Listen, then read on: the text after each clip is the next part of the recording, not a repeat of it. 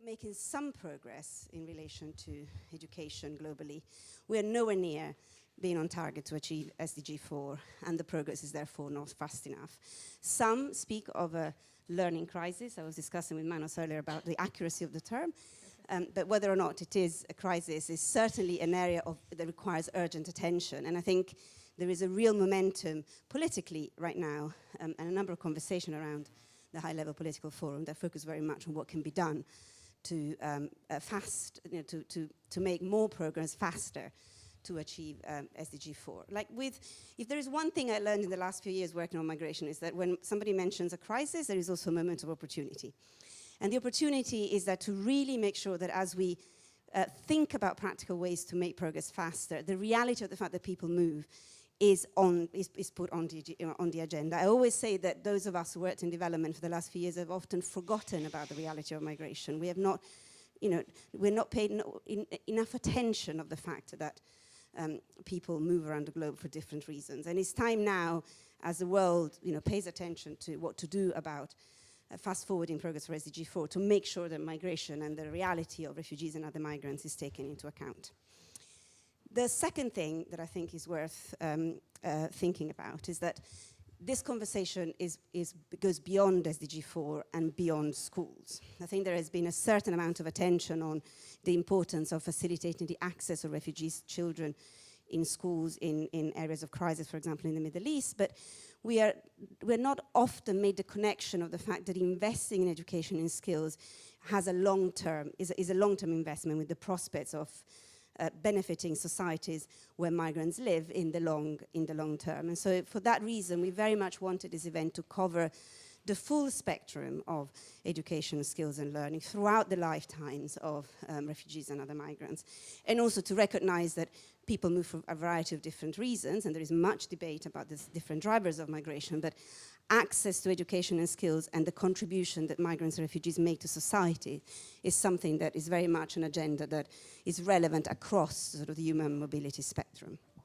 Third and last point before I introduce the panel is that there has been a fair amount of debate in the last couple of years, for example, throughout the negotiations of the Global Compact for Migration, about the fact that migration and development go hand in hand, that they're interconnected, that there are multiple linkages between migration and all the SDGs, and we at ODI and others have done work to contribute to that, to make that case and to explain that policy reality.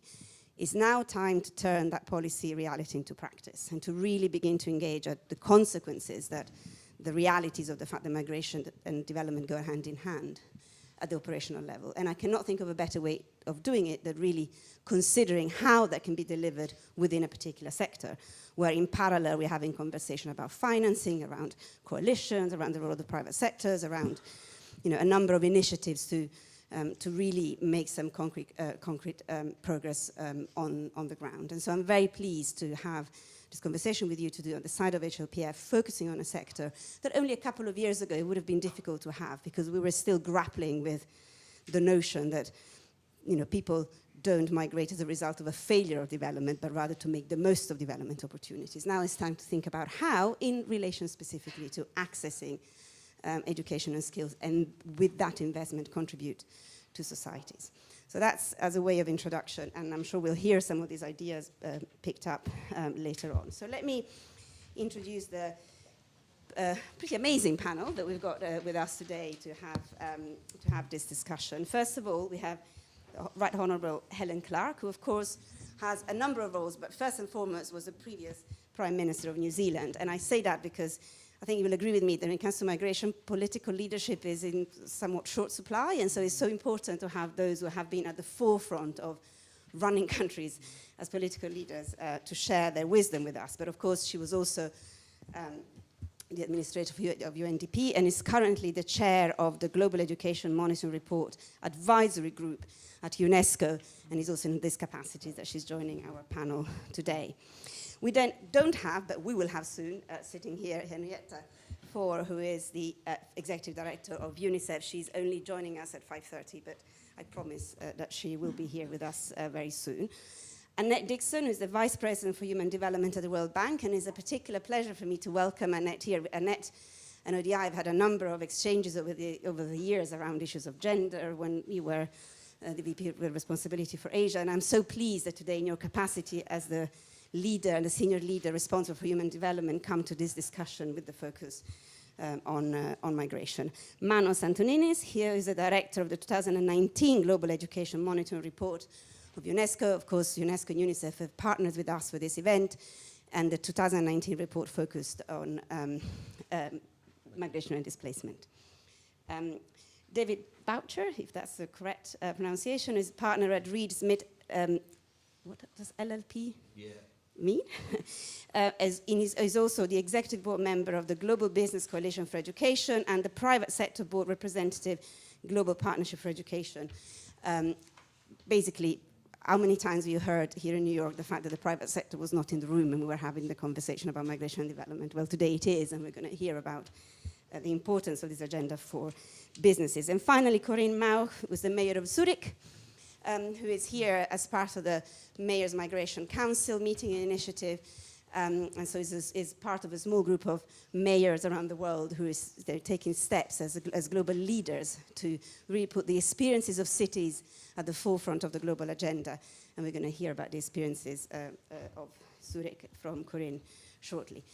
Following this panel, we have 3 representatives from member states in the audience who will contribute with some wisdom on what's going on within countries. We have Ambassador Thomas Gass, who's the Assistant Director General and the head of the South Cooperation Department at the Swiss Agency for Development Cooperation, but of course was at UN DESA until recently and throughout the SDGs negotiations and the Global Compact negotiations. Paul Whittingham, who's Director of Migration and Modern Slavery at the UK Department for International Development, that has really stepped up his engagement on migration and development in the last couple of years and actively engaged again in the Global Compact negotiations. And finally, Isabel Maldonado Escobar, who is Vice Minister for Education in Ecuador. So again, my comment earlier about the importance of having political leaders in this debate to discuss how to take all of this forward. As you know, this is a very busy week in New York, and a number of people have travel schedules and other commitments, so I mentioned how Henrietta will join us shortly. Ambassador Gass needs to leave, I think, around 6 o'clock, so we're going to try to manage this meeting to make sure that everybody can leave at the time where they have, so apologies in advance. Mayor Mao will also need to leave a little bit early, but we'll carry on the conversation. It does mean that as a chair, I will be pretty strict with the timings, and also we're going to try to finish a little bit early to make sure we have enough time to enjoy the drinks reception with my friend, Ambassador David Donoghue, who of course was a former permanent representative of Ireland here in New York and led the negotiations of both the SDGs and the New York Declaration, and we'll hear from him at the beginning of our reception. This meeting is being recorded, it's been streamed online on the ODI website. It will be available to download in a week or so, and we are using the hashtag HLPF 2019 and MIG4Dev for those of you who like to tweet. And I just had a vision about Trump for a minute. Helen, let me ask you to help us put a bit of context for this discussion. Tell us a little bit about why education matters so much for development, and specifically what are the risks of excluding refugees and other migrants and displaced people if we are to remain committed to the leave no one behind principle. Well, firstly, your opening comments provoked so many thoughts in me that I'll have to control myself so I get to the point of education. But you're so right that migration is the human story.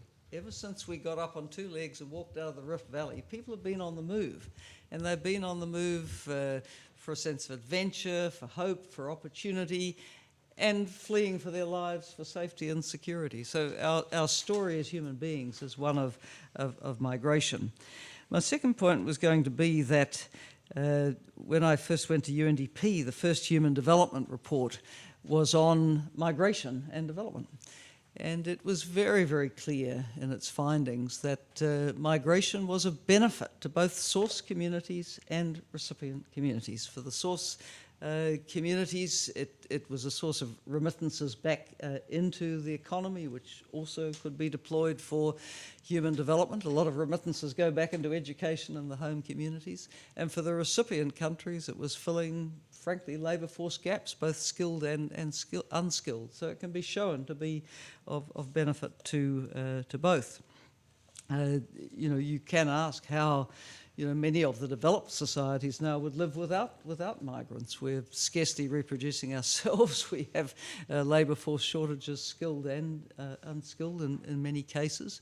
What would Silicon Valley be without the very significant presence of migrants with those skills? There's a worldwide search for skills, and in panels I've been on around how cities see migrations, cities that are international cities with tech industries, they need migrants. They want settings that are conducive to attracting the very, very best people. So just sort of make those remarks in response to yours. Now, I mean, why education matters for development is that it is absolutely fundamental. No country reached a high level of human development without heavily investing in its people's education and fulfilling their potential. That's also part of the human story.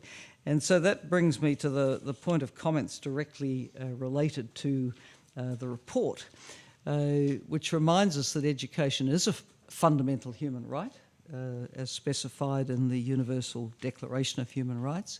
Education for children is a right set out in the Convention on the Rights of the Child, and yet so often that right is denied to migrants, to the forcibly displaced, internally displaced or refugee. We face the reality that half of the world's forcibly displaced people, and we are talking over 70 million people now, half of them are under the age of 18, when there should be a right to education. But that right can be very severely limited. One figure that jumped out at me from the report was that the numbers of school-age migrant and refugee children has increased around 26% since 2000, and the total population of those children could fill 500,000 classrooms. This is not a small number. It's a very, very significant number. So for inclusion of migrants, whether regular, irregular, asylum-seeking, forcibly displaced, whatever, for inclusion, for reducing poverty and despair among the children who are affected and the young people, access to education is absolutely vital. And ideally, I believe they should be included in the national education systems for all the reasons of social inclusion, acceptance, and providing them with economic mobility within the society as well. You can see the denial of education to those children as almost like a re-victimisation. Often children have ended up in another place for the most terrible of reasons, and then to be denied the opportunity to educate is like a further penalty on them. We have in the report some really very, very nice examples of countries stepping up to accept the responsibility to educate refugee children. Ethiopia, for example, has a refugee proclamation which gives refugees in their country access to the national schools. Fantastic. And Turkey plans to move all Syrian refugee children to public schools by 2020. So they also have a longer term vision for that. Now, it's quite exciting to me that in the two new global compacts we have around migration and around refugees, there are a number of education-specific commitments in them. And if we're looking to how the international community can be helpful, it would be to live up to those commitments in the new compacts. There is a very significant funding gap currently for education for refugee children. I understand that only about a third of the needs that need to be funded are funded. And UNICEF has often used the phrase with the Syrian crisis, but it could be used with many other refugee and displacement crises as well, of a lost generation. If children are denied the right to go to school for years, it's just such a lost opportunity for their potential and for human potential. I think also a key message from the report to the donor countries is that low-income countries have 10% of the world's population, but they do host 20% of the world's refugees. And they don't have the funds to cope. They do need international solidarity and report. And I would say that also goes beyond the low-income countries who are accepting refugees. It goes to the middle-income countries. And over my years at UNDP, I was acutely conscious of the very significant impact on the budgets of Jordan and Lebanon of endeavouring to educate refugee children. These countries are not wealthy. They're categorised as middle income. But when you have a very significant expansion of your population because of the spillover of violent events next door, it's very costly to your budget, and you need help. You can't do it on your own. So the message is international solidarity around education for the displaced children is extremely important. Thank you. Thank you, Ellen. And it's great that this message around international solidarity comes at a time where a number of countries and institutions are indeed stepping up the efforts on particularly financing for education. So the moment of opportunity is there. And we'll come back to more countries example. But let's carry on, given the Helen has made reference to the report. So Manos, as the director of the report, share with us some of its findings, specifically in relation to the benefits, but also the costs that are involved. Because often in this conversation, by wanting to emphasize the potential of the migration to institutional development, we tend to underestimate or not fully appreciate the costs that are involved. Thank you, Marta.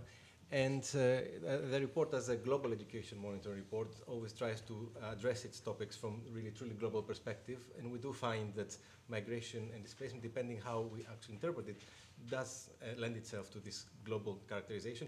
Even, we heard about the refugee crisis, the displacement crisis usually affecting the low-income countries, but we also have internal migration, which is huge in some countries of the world, like China or Russia. They have very large internal migration. 1 in 3 rural children in China are actually growing up without a parent, and that in itself has huge cost implications of a different kind. But of course, mostly we tend to think of migration, the economic migration to the high-income countries, where the vast majority of migrants, 2/3 of the migrants, are situated. And there, I think we do have a huge opportunity. The opportunity is, of course, starting from the fact that people with tertiary education are 5 times more likely to emigrate than people with primary education. So even in countries that do not implement a selective immigration policy, even there you find the migrants are on average more educated than the locals, and that's a surprisingly strong fact that often gets completely forgotten. And that's where it is extremely important to also think of the benefit that comes and the opportunity that comes when migrants actually remit income back to the home countries. And here, Helen, of course, mentioned, we know that remittances are the largest development financial flow that is often forgotten in aid debates.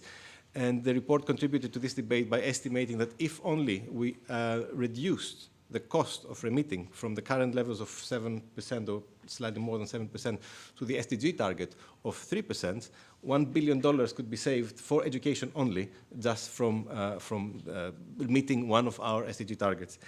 Of course, education has to be of the right kind, and it has to be of the right kind in the sense that the curriculum and the teacher education need to be inclusive, because people with more education end up being much more receptive to the idea of immigration levels staying the same or even increasing. Otherwise, we do face the challenges of the wrong kind of education that leads to the phenomenon of xenophobia and of prejudices, and of course of all this receptiveness to yellow press findings that actually end up being so devastating for all lives concerned. And another dimension that we found as an opportunity is that we tend to think of migration as the negative brain drain debate and discussion, but in fact, at moderate levels of emigration from where most countries are, in fact, the prospect of migration ends up leading people investing more in education. Ultimately, there is a positive effect overall on education levels. It reaches its maximum at emigration rates of 15% for the highly educated. So that means it is an additional force for good. Because knowing that you can have, as you say, because it is really development-driven, knowing that you have a prospect lets more families invest in education. But of course, we should not forget the costs. Unfortunately, people because their qualifications are not recognized, they end up often being overqualified for the jobs. 1 in 3 migrants end up being overqualified for the jobs compared to only 1/4 of locals. So there's a lot more to do there. And I think we know that in Europe, 1 in 8 people claim that the fact that their qualifications and prior learning is not recognized is their #1 problem for integration. We also know that although the cost itself of immigration for most systems is not that high, sometimes it's positive, sometimes it's negative, but it's only plus or minus 1% of GDP overall. But what we do observe is that very few countries target their resources in those parts of their education systems where there are more migrants concentrated. And actually Zurich is a very good example of a country, of at least Zurich, the canton, that has invested in a program of quality for multicultural schools that has now been going for many years, and is maybe the only, if I remember well, the only canton that actually turned it into law to protect it from the political changes that happen from year to year. But as Helen said, the real problem is with refugee education, and we know that we have a big gap. One contribution of the report was to find out that of this 1/3 of the gap that is being filled, actually half of that is filled through development budget and not through humanitarian budget. And that was an interesting finding that had not been quite appreciated before. And we know that that means that there is potential for closer collaboration, the famous development humanitarian nexus when it comes to education. There's plenty more to do, but we are on a good starting point. Thank you. Thank you, Manos, for such a sort of a data-rich contribution that I think helps us also remind us some hooks. And also, as often it is the case with migration, that beyond the rhetoric, there are some realities to grapple with. Some are, truly, true opportunities, but also without forgetting about the challenges and the costs. Let me also welcome Henriette for the Executive Director of UNICEF, who has now joined us, and I will come to you in a minute. But because we mentioned Zurich, let me perhaps go straight to Mayor Mao, who to maybe tell us a bit more about the investment that Zurich and the region has made, and also maybe give us a sense about the political reasoning behind it, the investment for what purpose, and what the experience of the city has been. Thank you. Yes, thank you very much. I would like to, and I'm delighted to contribute to this important discussion on behalf of the city of Zurich. The right to education is our human right. It is the responsibility of all states to ensure that this right is granted. For cities that attract migrants from all over the world, it is of key importance that all inhabitants have access to education, and not only to school, irrespective of where they come from or what their residential status is. By this, I mean that cities need to ensure that any obstacle to a successful educational path are removed. One of the biggest challenges we face as cities when trying to guarantee equal access to education to all is language education. Language is an instrument of thought, it is an instrument for learning. Language education is the key issue. In the city of Zurich, around 30,000, we have 430,000 inhabitants, around 30,000 children and adolescents are currently in compulsory education. About 1/3 of all schools in Zurich consist of 40 or more percent foreign nationals. At least 50% of the students in our primary and secondary school speak more than one language. We need to build on this wealth of language skills. Besides, communicative language skills are not enough for children to have a successful school education. That is why we provide additional German lessons to around 30% of all school children in compulsory education. This gives them better access to education. The second obstacle is the varying amount of resources parents have with which to support their children. In the Swiss education system, parents play an important role. Immigrants are not familiar with the school system in Switzerland. It is not rare for the school's expectations to clash with those of the parents. As a city, we invest in this area, for example, by deploying interpreters for school-based discussions, or by holding information events for parents who are new to the area. In the urban context, we also have numerous families in difficulty, such as working poor, single parent, or chronically ill families who, for a variety of reasons, cannot support their children in school-related matters. As such, we also need compensatory measures, and to this end, we often work together with NGOs and NPOs. One example I would like to mention is the Future Kids program offered by the Asylum Organization in Zurich, an independent organization working for the city of Zurich. University students offer mentoring to school children who do not receive enough support at home, and making them less likely to succeed in the school system. University students help primary school children to make better use of their learning abilities. They themselves learn social responsibility. Some universities recognize this dedication as a part of higher education and integrate it in their curricula. A win-win situation for the young generation, for school children, and for students, and thus for the society as a whole.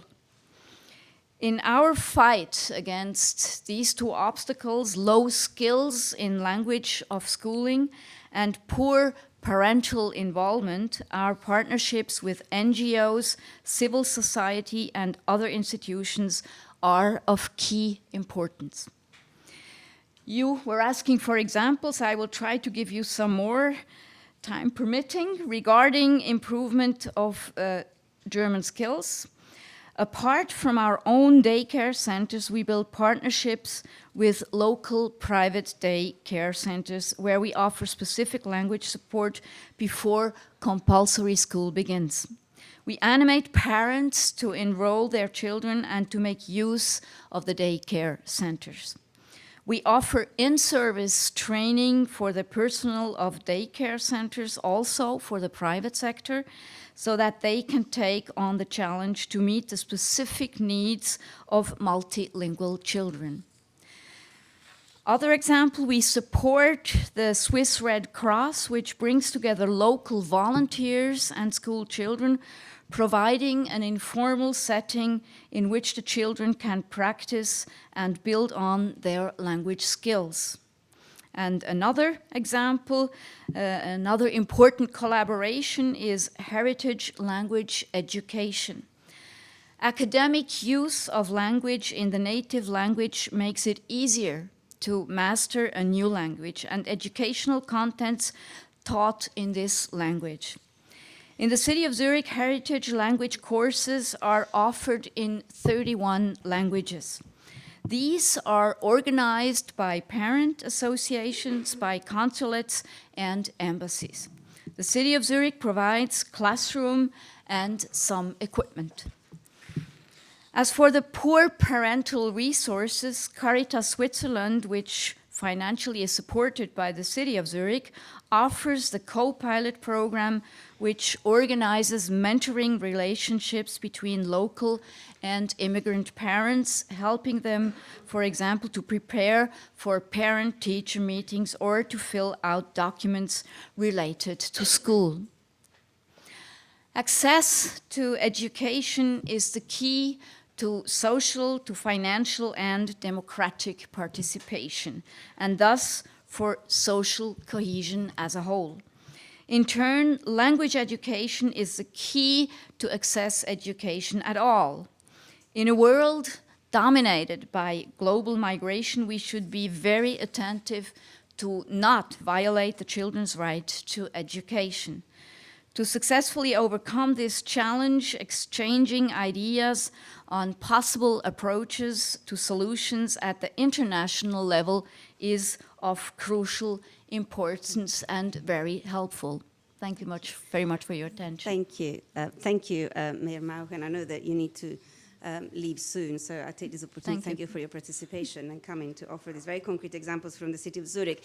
And listening to this, I was wondering, as I come to you, Annette, is that, of course, one can think that all of this is possible in a context where resources are available. But can you tell us a little bit, obviously the remit of the bank is to work with a number of countries of the world, and we heard both about the struggles of low-income countries, but also middle-income countries that often are origins or also transit countries in the migratory route, or in fact destination countries themselves. So, given that this investment in education in the early years is such, has such potential for lifelong learning and economic contribution to societies, what does that mean for low and middle-income countries along migration routes? Okay, well, thanks very much. I mean, I think one thing to sort of put it in context is that there was last year about 250 million migrants, and that includes refugees, and refugees make up about 10% of that number. So this is a huge number. And one of the things I think that we forget or don't have visibility over is that about 2/3 of these migrants in sub-Saharan Africa are actually migrating intra-regionally. Same in Eastern Europe and Europe. I used to be based in Central Asia, and I remember about 10 years ago, I remember at that time, half of Tajikistan's foreign income was actually coming from remittances. It was the highest percentage of remittances as a total share of foreign income coming into the country, of any country in the world at that time. And I have a graphic memory of crossing a border one night in Central Asia and seeing a convoy of 200 buses full of migrant workers making the journey to Russia, where they would work in the construction industry. So there's a huge amount of movement in the world that we perhaps don't see in Zurich, but it's actually going on in the developing world. I was in Chad a few weeks ago. Chad is one of the poorest countries on the planet, and they host 800,000 refugees. So this is, and Chad has gone through a period where they didn't actually have the resources to pay their teachers for 3 years. So these children that are being hosted there are in an incredibly poorly resourced environment. So the challenge of getting kids into school, it sort of goes way beyond the sort of smaller group of refugee children. There is a big issue with the refugee children because most of the financing in the humanitarian world is of a short-term nature. And these children are not there for short periods of time. I was in northern Lebanon a few weeks ago as well. And, these children have been there for 5 years, and the funding is stitched together with all of the goodwill that the development partners, the donor countries, can actually bring, but it's short-term stitching together to actually make it possible for kids to be in school. And that's in spite of Lebanon and Jordan and countries like that actually committing huge amounts of their own resources to actually expand their school systems. Lebanon and Jordan have expanded their school populations by about 25%. They have double shifts to make sure that actually they can accommodate the kids. So these countries are stepping up. They are stretching themselves, but they need a long-term commitment. There's a kind of remarkable symmetry in numbers in a way. I was looking at the numbers. As I said, there's 250 million economic and refugee migrants in the world today. There's also 250 million kids who are not in school in the world today.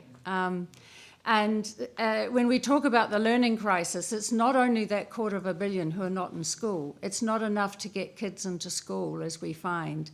It needs a lot more to actually help them learn, because the schools that kids are going to are really poorly resourced. The teachers have very big challenges in being able to both teach and actually have mastery over the curriculum that they're teaching in many cases.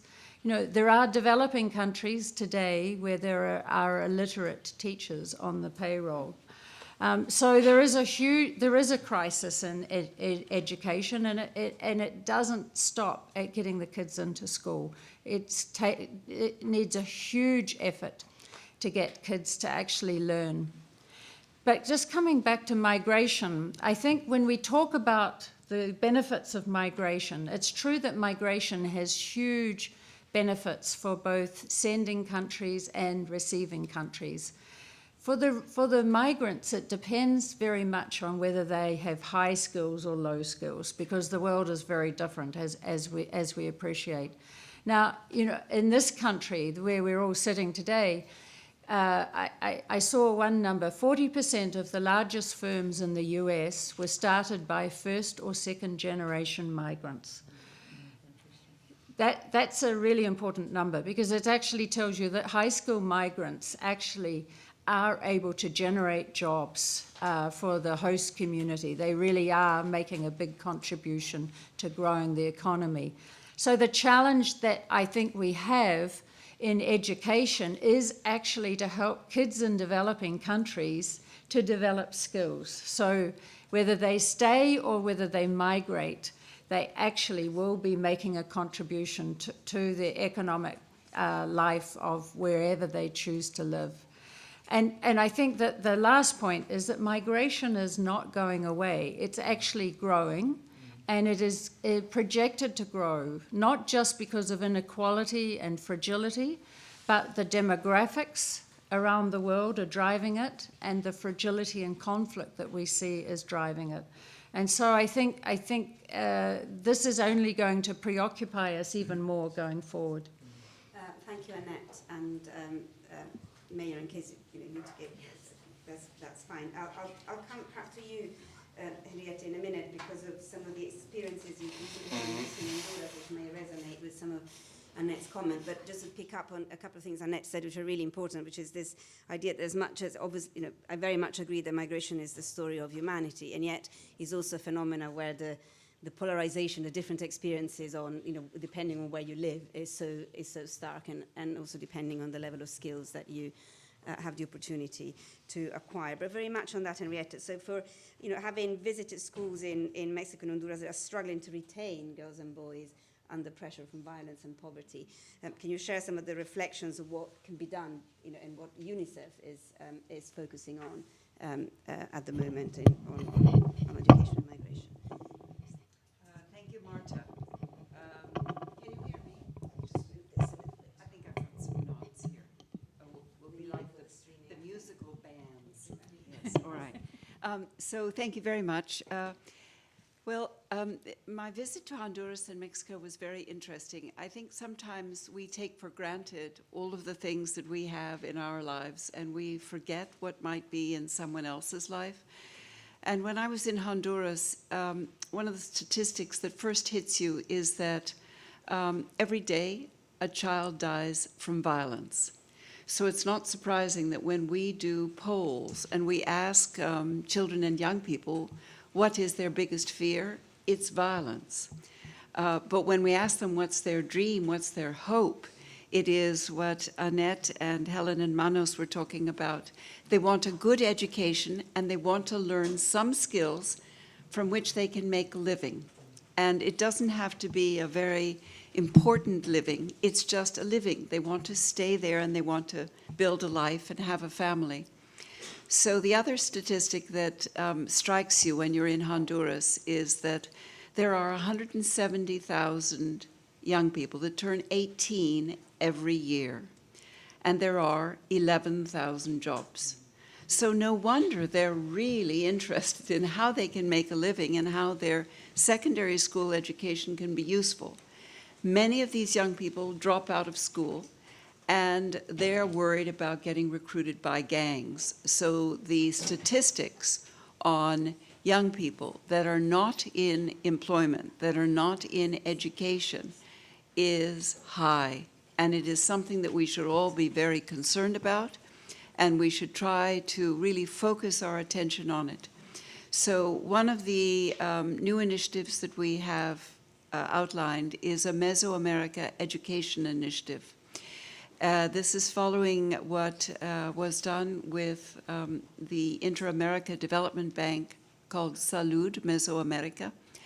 And we are hoping that if there can be a focus on a good education, to Annette's point about an education that really has quality of learning, and pair it with some skills, some occupational skills, which can be transferable skills like critical thinking and entrepreneurship and communication, but also some occupational skills to learn to be a baker, a barber, an engineer, a teacher, a nurse.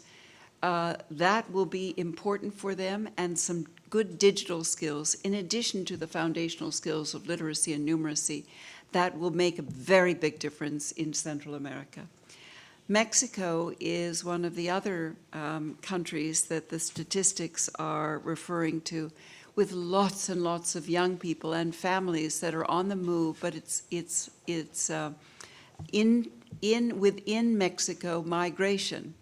And they are looking for lives in which they might get employment, and they are looking for something that is better on education. For others, one young family that we met in Guerrero, it is that they are running away from the violence, that they feel that if they don't move and have a life, that they will lose their life.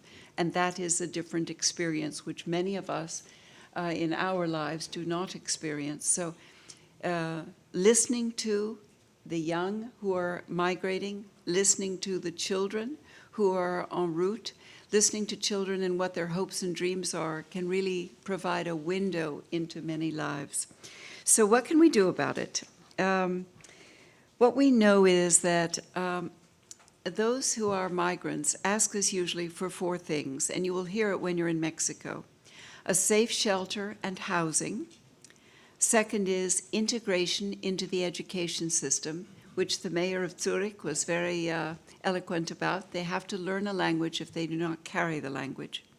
Third is access to skills and employment opportunities for youth. And fourth is regional cooperation around education certification, skills accreditation, accelerated learning opportunities for children, so that their education is not interrupted. So this issue of getting a certification is, I think, a very important one, and it's going to transform the lives of many migrants. If you can be certified that you have completed the 2nd grade or the 6th grade or the 10th grade, and that you have certain skills, it means it is portable, it is with you. UNICEF has a number of programs that we've started with this. We think that this is something that is exceptionally important for the years to come.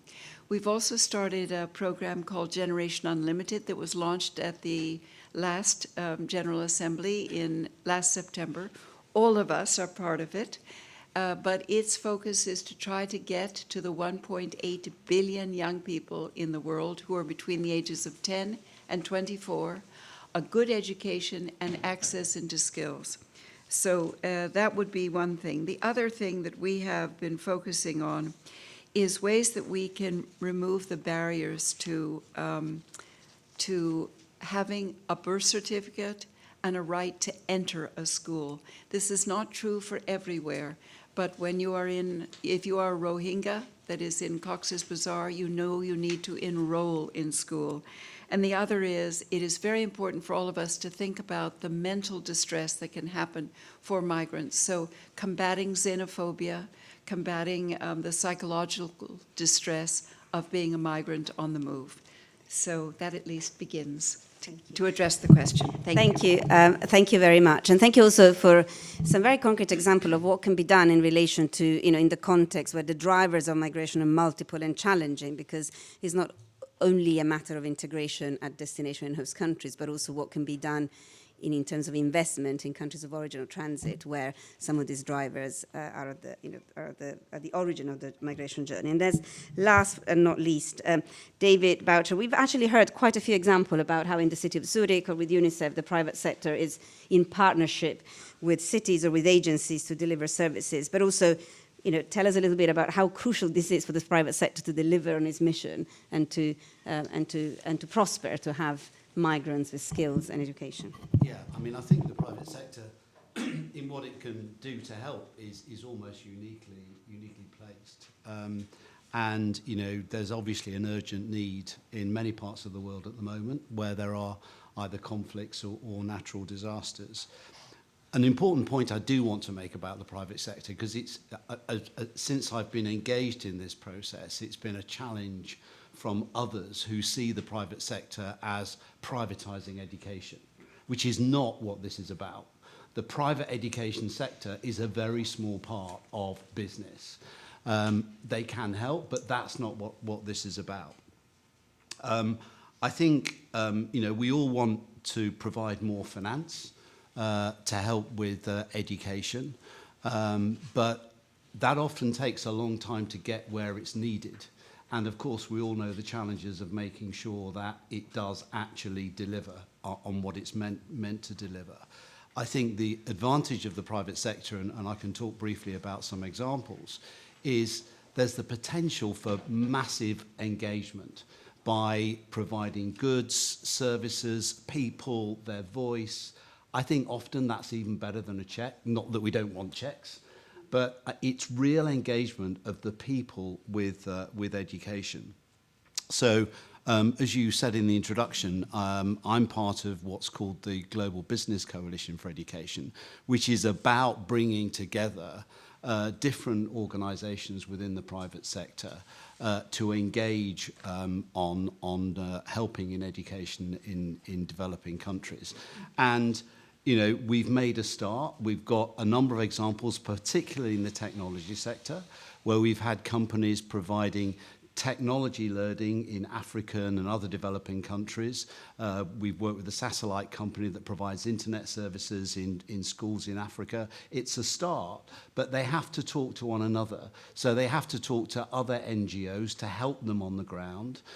Again, the advantage of the private sector is they're often there on the ground already. So when you're talking about emergency situations, they can actually deliver more quickly and help more quickly on the ground. I think the other important thing is, and it's very interesting talking about what was mentioned earlier in terms of some of the larger corporates in particular, which were started by migrants originally. Everybody talks more and more in business now, and actually particularly here in the United States, about the importance of diversity in the workforce and what diversity can bring to the workforce. And survey after survey is very consistent about increasing efficiency and productivity on the greater diversity you have within the workforce. I think particularly when it comes to immigrants and migrants, I do quite a bit of work with those with disabilities. And I think there's an analogy there often that you're dealing with people who have had to overcome some amazing challenges that some of us couldn't even begin to understand. And they have the attributes and qualities that most employers would give their right arm for. And I think engaging business with NGOs, with companies, with the UN, with the international and multilateral agencies, I think will help deliver on what that can really bring to to business going forward, to further employment going forward. And when it comes to actually engaging in education itself, again, I think part of the problem is there's been a focus on, if I can say, academic training as opposed to more vocational training. And again, I think big business needs to help engage with the education systems to make sure that these kids will then have jobs at the end of the education. A lot of people talk at the moment about the fourth industrial revolution, and there's been talk about the massive developments in technology, increased digitalization, and there have been lots of reports where I think nearly 50% of jobs that exist now won't exist by the time kids finish their education. Again, how are you going to deal with that? Engage business. And business is keen to engage. And there have also been examples recently with data. It was interesting in Manos's report talking about the challenges of data.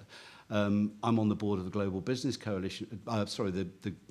So many boards I lose count which organisation it is. The Global Partnership for Education. Again, we've involved the private sector there with the tech companies to try and deal with the challenges of relying on data from different developing countries. And it's particularly difficult with migrants. They're on the move all the time. How can you rely on that data? But actually, it's been a great example of where we've got companies which are, in the commercial world, competing with one another all the time, working together on a strategy to have standardized criteria for data in these countries. So I think there's a lot that business can do. I think there's a real momentum at the moment. So I'm hoping you'll see a lot more of business in education. Thank you, David. Let me come to all of you. Thank you for all the panelists. And I'm aware we're running a little bit late, so I really want to make sure that I give the opportunity for our 3 member states to kick off the discussion with some reflections of what this all means at the country level. So let me start with Ambassador Gass from the Swiss Development Cooperation Agency, who can share a little bit some of the Swiss priorities on this. Thank you. Thank you very much, and thank you for these really important and interesting points. And I'm not going to repeat now the statistics and also the way migrants and people who are left behind or excluded from school are actually disadvantaged in their lives.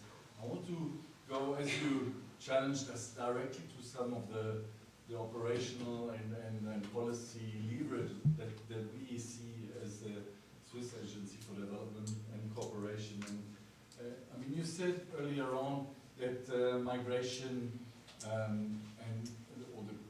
the problem of education with migrants and refugees goes beyond education. But precisely it goes beyond it. We have to start building the education system as well. So for us that is a key point, and that's why we invest strongly, for example, in the Global Partnership on Education.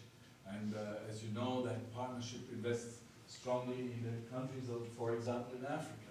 There we come alongside with bilateral programs where we then work hand in hand with our humanitarian colleagues to make sure that the migrants also get access to these schools, as was explained through, for example, sharing of the classroom, through making sure that languages aren't the obstacle for integration, and also a sensitization of the population. It also means thinking out of the box and looking at options, for example, such as mobile schools for pastoralists, which we do in the Sahel, for example. These are all possibilities that we can invest in, but it requires us to work differently within our own agencies and to overcome the silos that we sometimes have between our humanitarian support and our development cooperation. So I went with a colleague of mine who is heading the humanitarian aid. We went together to the Horn of Africa, together in February, and visited some of the IDP camps. Imagine the Somali region of Ethiopia, 3 million inhabitants, 1 million IDPs. You go into a village that has maybe 5,000 inhabitants and a refugee camp of 70,000 inhabitants just next to it, with half of them children. And you can imagine what is left of the school. Nothing.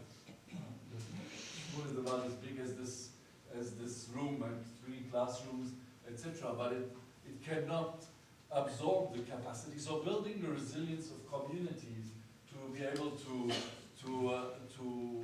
absorb and to help is absolutely critical. We also have an important aspect of our investment in education is this link between education and which we mainstream throughout our programs. We also have a commitment to our parliament that we, during the current strategic plan of 2017 to 2020, we will increase by 50% our investment into education. So very strong commitment, and yet I want to bring the ball back a little bit into the court of our maybe Western or Northern communities and remind us of target 4.7 of the SDGs. 4.7 is a promise that we will make sure that our kids learn what sustainable development is and what inclusion and tolerance is. And last year, 2018, PISA introduced for the first time a module on global competencies, which was supposed to test, whether our children are actually learning that their world does not end at the side, at the border of the city or of the country, and very few countries actually participated in that module. So here's a very, very concrete thing we need to do, make sure that this module gets proposed again, and that as many countries as possible participate. Otherwise, we're missing the soul of the SDGs. Thank you. Thank you, Thomas. And actually on this, Paul, can I come to you and ask you about the UK? Because you now have a dedicated team in the UK that is aimed at bringing migration to the heart of DFID's policies. I wonder, given we've heard a lot about the challenges that are there, the humanitarian development divides, give us a bit of a sense about the progress that you're making in sort of bringing migration to the heart of the education, commitments and policies at DFID. Thanks, Marta. Thank Can everyone hear me okay? Yeah. Thanks very much for the invitation to participate. And as Helen, you mentioned, despite the fact that migration has been a historical phenomenon over the generations and for millennia, it's only very, very recently that we in DFID, and I think the international community, has started thinking about the links between migration and development. For us, that thinking was born and prompted by the series of crises around the world, the Syria crisis. In fact, now in DFID, we are more heavily invested in Lebanon and Jordan than anywhere else in the world. And these are countries that we never thought we would be back in, that we thought we'd escaped. And so Syria and the Syria crisis prompted the Mediterranean influx and crisis, and that in turn led to an emergency response, and so we were very, very immediately in emergency response mode, and we've only belatedly start to emerge out of that to start thinking about some of the bigger questions that migration throws up. And the Global Compact was really a shot in the arm for us in that, because it enabled us to think more widely about the links between migration and development. DFID, I should say, is unusually the coordinating bit of the UK government across this international migration piece. So we found ourselves in a very unusual position of having to work with our Home Office colleagues who lead migration and immigration policy within the UK to coordinate our diplomatic networks. And this was a great opportunity for us, but it did force us to confront some of the aspects of migration in the round, which we as development people don't normally have to deal with. It's very healthy for us. The UK actually has a very strong story to tell on migration. We are the 5th biggest country in the world in terms of migration population inside the country. We have the 9th biggest diaspora in the world. But these aren't things that we were able, given the political climate, necessarily to talk about very, very freely.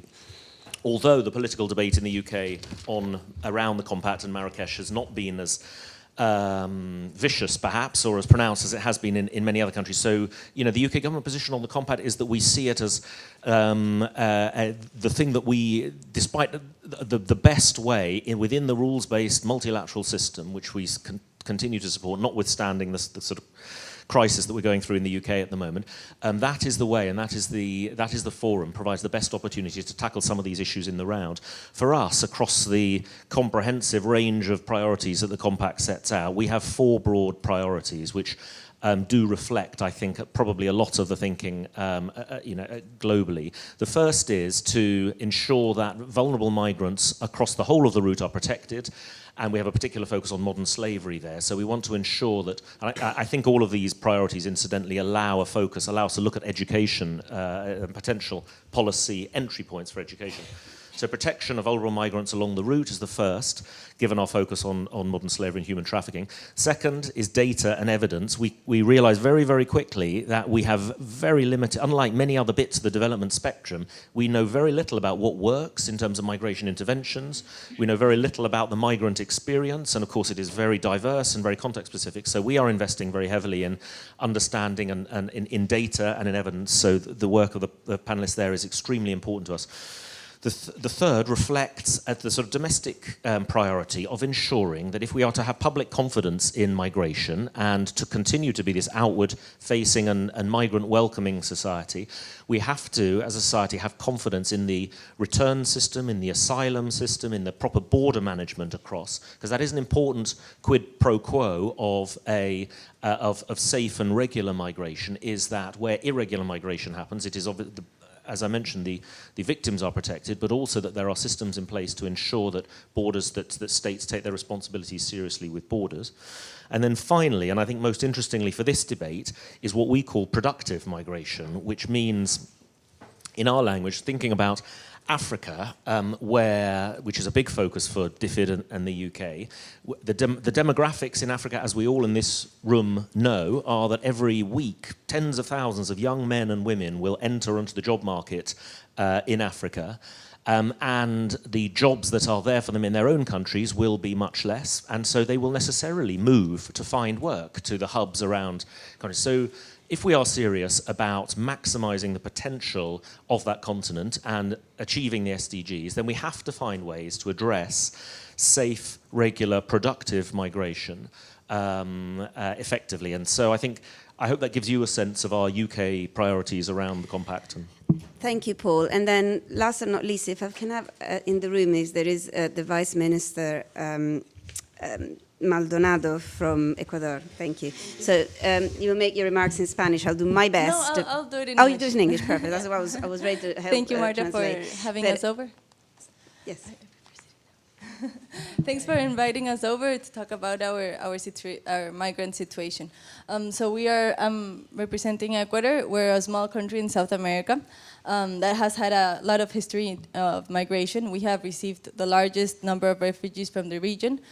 We have received refugees from Colombia due to the armed conflict, and right now from Venezuela due to the social, political, and economic situation. So our Ecuadorian Constitution and our Intercultural and Bilingual Education Act responds to the right to education for all.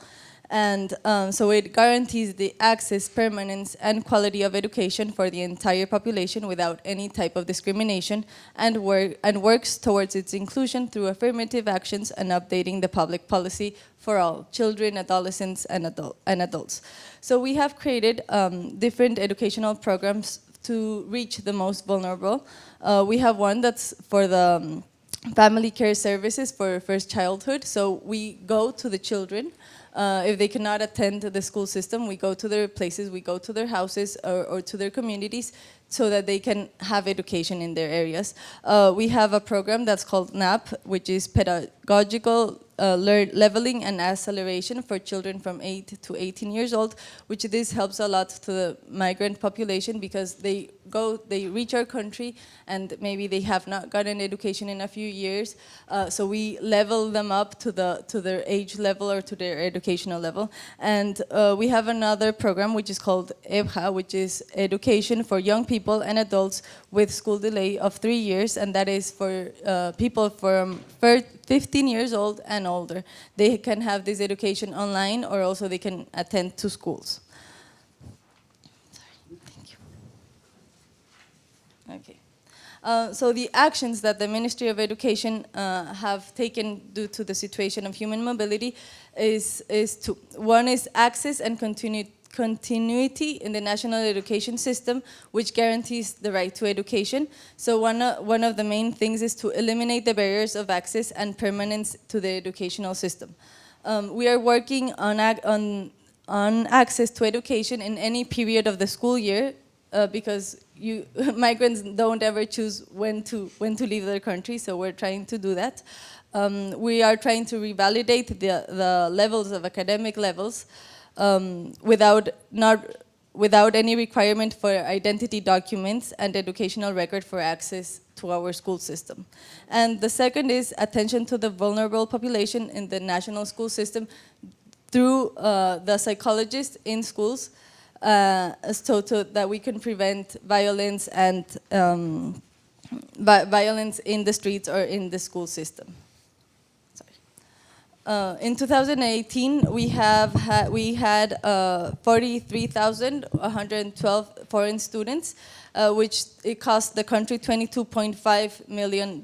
So as we were talking before, one of the main things one of the challenges for migrants, for countries attending migrants, is the financing.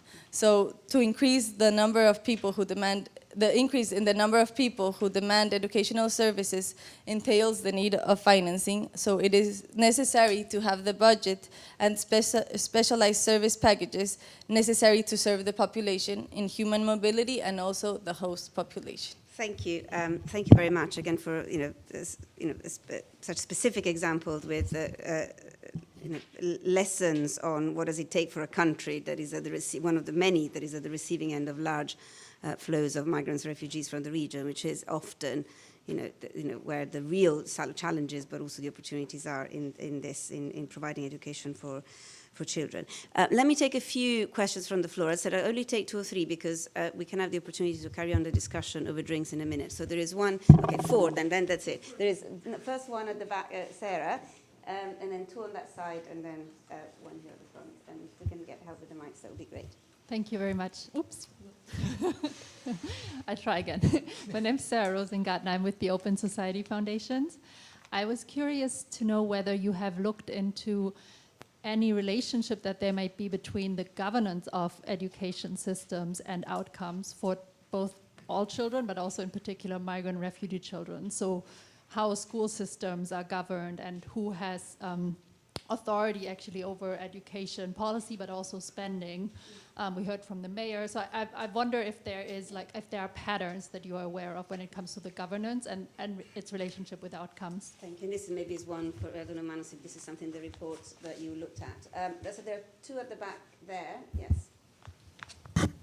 Hi, my name is Sanjana. I'm from the Women's Federation for World Peace International.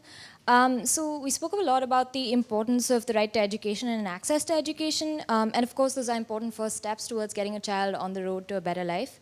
But in a country like India, where populations are increasing and resources are becoming increasingly scarce, a lot of parents are choosing to send their children to work in dangerous factories rather than send them to schools. Because they are struggling to even make ends meet. So in a country like that, what are some incentives that we can provide for parents to send their children to school rather than send them to work? And that's probably one for you. There is one also there at the back. Hi, my name is Rachel. I'm from UNICEFs.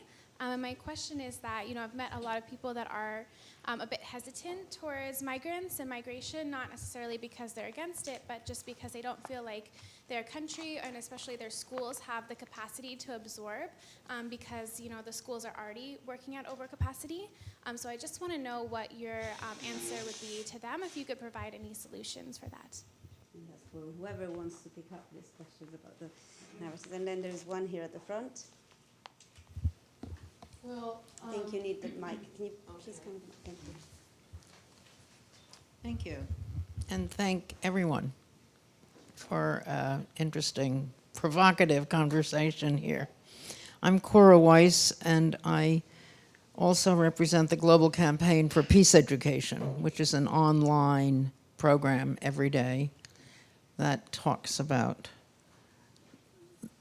quality peace education in schools. So that's basically my question. What is quality education, and why are we talking mostly about skills education, which I assume means philosophy or political science or psychology, are not essential in migration education. And I remember when one of your predecessors, Carol Bellamy, was the head of UNICEF, and she was promoting schools in a box. And it was at one of the Iraq wars was going on. And I kept saying, you know, you're talking about the 3 R's, basic education, reading, writing, and arithmetic. And where is that going to get people who require critical thinking and reflection? And why don't you teach a 4th R, reconciliation? Because a lot of these kids are coming out of war environments where they have to hate or not hate the other. So my question to everyone is, what are you doing about quality education, and have you ever thought about integrating peace education into migration education? Thank you. Or education for migrants? Thank you. Manus, can I suggest that you go first with picking up some of the specific questions that came up, and then others can chip in? Thank you. So the issue of governance, I did make a reference initially when I said that the big problem we face today is how to target resources to those areas where migrants tend to be concentrated. And there is indeed a challenge there, because very few countries use migration or some variable related to migrant concentration to target resources. And if only that could be done, that would be so much more effective. But I would say, in terms of governance, the best example, look at Norway. Norway, after experimenting with 4 different ministries, decided to allocate the responsibility for the integration of migrants to the Ministry of Education. Now, just imagine how far ahead looking this approach is. No other country, as far as we know, has done that. And I think that also answers to your question, because you're absolutely right. The issue about how we address these problems is the breadth and depth of education. And in fact, I would go a step beyond that. It's not only the education that is delivered in school, but it's also the links to non-formal education. And the report actually has a section of a chapter that really dedicates its attention to all these initiatives that particularly take place in cities through municipal authorities to really ensure that migrants are integrated into society through other means and not just what's happening in school, because we really need to create this environment that will make people develop their sense of belonging. Last response on migrants and whether they need incentives to educate their children. I don't think there is a problem about that at all. Migrants are very, very much investing in education. That's why I was referring to the effect that remittances can have, or lowering the cost of remittances. The challenge is more about young people who end up in factories like that and who are not sufficiently educated. And there's a range of interesting examples working with garment workers in Southeast Asia that actually target their adult education programs specifically at the workplace. And that is a very innovative approach that deserves much more attention. Henriette, do you want perhaps to pick up on these issues of child labour as an alternative to education, or an incentive around child labour? Yes, so we were on a discussion earlier today about what happens in an economic downturn.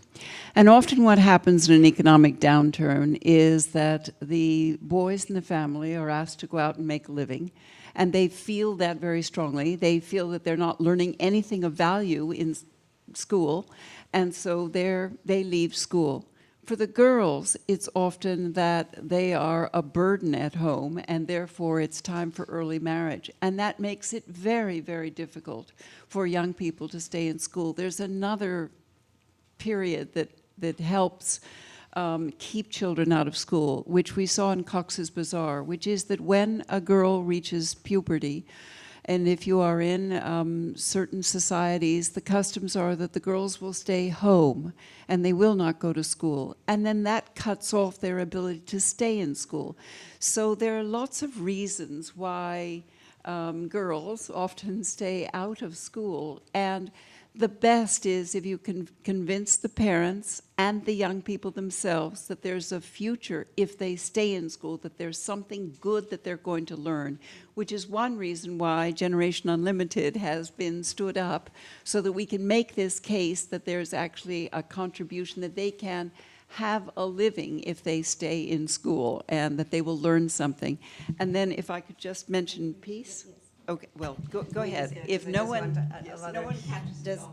we'll come back in a second. You can definitely pick it up during the drink. I actually wanted to come back to Annette briefly, particularly also what we heard from the three countries, some of the challenges about financing or making progress in development agencies. Given your broad portfolio on human development as the bank, where you think is the international community making some progress on this? Well, I think, the reason we launched the Human Capital Project is because it's absolutely critical for all countries to invest in their kids.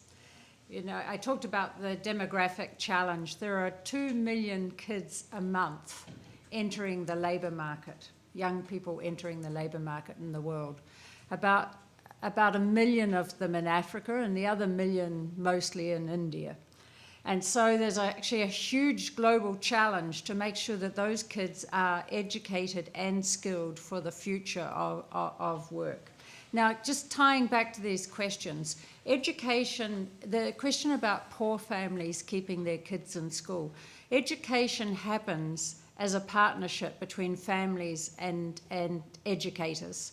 And it's not just the supply of education that makes the difference. You need the demand side and the supply side. See, I had to say that because I'm from the World Bank.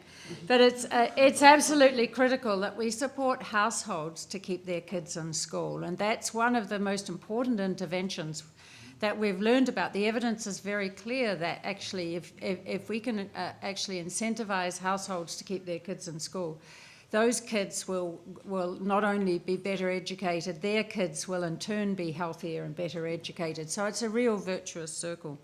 Now, just to come back to the governance, we know that all kids learn when they're in a safe and inclusive learning environment, and those two words really mean a lot depending on the context, because a lot of schools in the world are not safe and inclusive for all kids. And the schools themselves need to be accountable and transparent in some way. We need systems where teachers are encouraged and motivated to teach. It's not enough even to get the teachers to show up, but to get them to actually teach and to see that the fruits of their work results in kids learning. And the third thing we know about the governance is that schools are rooted in communities. There needs to be a linkage between schools and the families, which I started with.